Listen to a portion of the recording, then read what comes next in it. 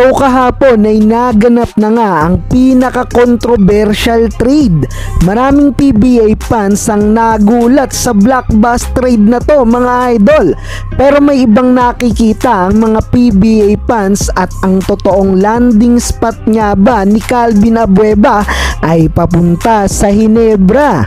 Well, kahapon nga ay naganap na ang trade na gumulat sa mga PBA fans sa pagitan niya ng Magnolia Star Hotshots at kupunan ng Northport Batangpier.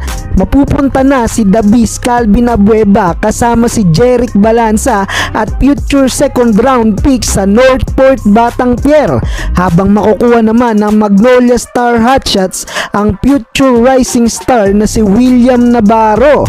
Reunited sila ng former teammate niya noon sa Northport Batangpier na si Xavier Lucero, na currently isang key player ngayon ng Magnolia Star Hotshots.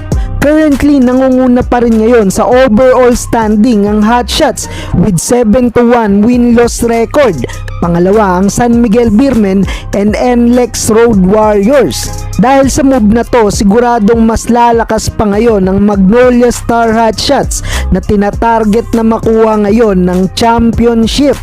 Well, since tapos na ang 4 na taon na pagsasama ni The Beast Calvin Abueva at Magnolia Star Hotshots, hindi na iwasan ni The Beast na maglabas ng sama ng loob at napapost sa kanyang social media account.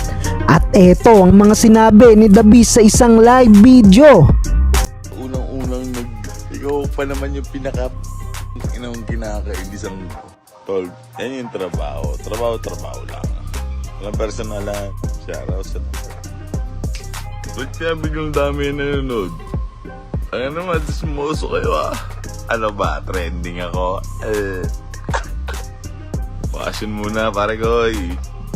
Kita-gits, next conference. MPBL na lang. Malayo pa yung kontrata natin, tol.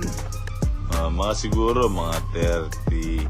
Ang dami ko palang friends pagka may problema ganyan. Bounty press na ba kakainin mong manok? Alam niyo guys, nasa hospital ako kanina. Bago pumunta ng pa-check up ng bunso, tinawagan ako. Yun nga, bingo, wala na. Masakit sa ulo. Sobra. Pero kailangan kayanin. Kulugin kayo. Inaabangan ngayon ng susunod na move sa karir ni Abueva. At ayon sa ilang mga balita at speculation na sooner or later Barangay Ginebra ang magiging landing spot ni Calvin Abueva. Dahil naniniwala ang mga Barangay Ginebra fans na perfectly fit ang never say die attitude ni The Beast Calvin Abueva sa Gene Kings. Taong 2023 rin nagpahayag si Abueva na pinapangarap niya makapaglaro sa Ginebra at matagal na rin niyang iniidolo ang legend na si Robert Jaworski.